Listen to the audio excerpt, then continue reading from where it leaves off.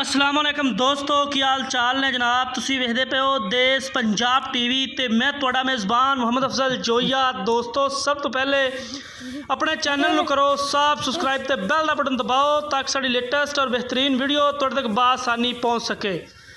दोस्तों, डेली की निस्बत अज पहलन माई की वीडियो लैके आए हैं। पहला सुआ सूई है, पिछे कट्टी है, 15 तो 16 लीटर दुध है। हाज़र मौके मालकां दा कहण कि माँ का 26 किलो का रिकॉर्ड सी कि यह साडी जिहड़ी झोटी है ये 20+ करेगी, 20 क्रॉस दुध कर जाएगी जिहड़ी ये झोटी है। पहला सुआ सूई है, चिट्टी अख है, खूबसूरत मत्था पल्ला है।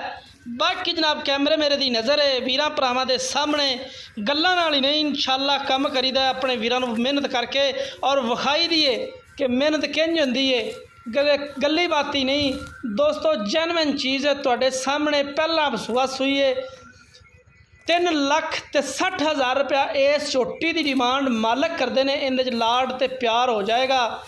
बाकी वीरां दे सामने खुड्डा पुट्ठा कवां हर चीज़ एक कड्डी दी है, बड़ी कमाल की झोटी है। और वीरां भरावां दे सामने दोस्तों 15 तो 16 लीटर इहदे थल्ले हाज़र मौके जिहड़ा दुध है 15 तो 16 लीटर मौजूद है।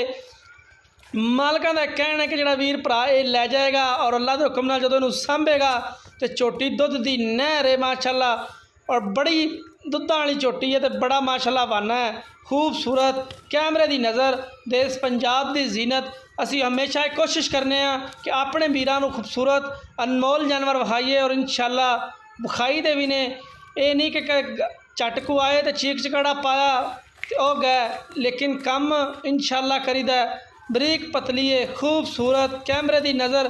दोस्तों, उम्मीद करांगे वीडियो पसंद आएगी, लाइक तो शेयर जरूर करना है। जिंदगी मिलांगे अगली वीडियो अपने मेज़बान अफजल जोइया। दिओ इजाज़त।